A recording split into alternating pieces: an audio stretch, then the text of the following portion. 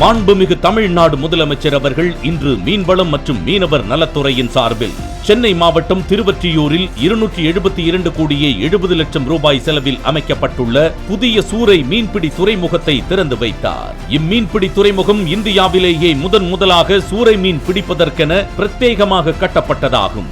இம்மீன்பிடி துறைமுகத்தில் அலைத்தடுப்பு சுவர்கள்,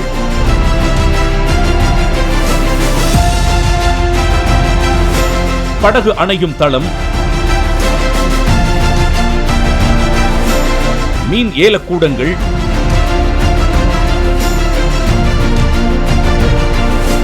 வலை பின்னும் கூடங்கள்,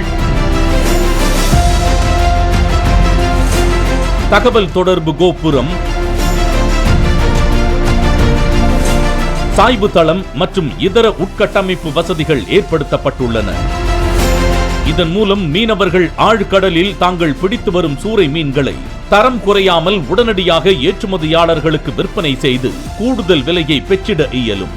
இம்மீன்பிடி துறைமுகம் ஆண்டிற்கு சுமார் 70,000 டன்கள் அளவிற்கு மீன்களை கையாளும் வகையில் அமைக்கப்பட்டுள்ளது.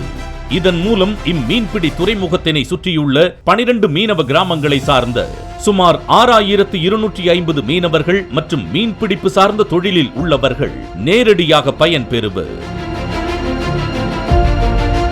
மாண்புமிகு தமிழ்நாடு முதலமைச்சர் அவர்களுக்கு நெஞ்சார்ந்த நன்றி.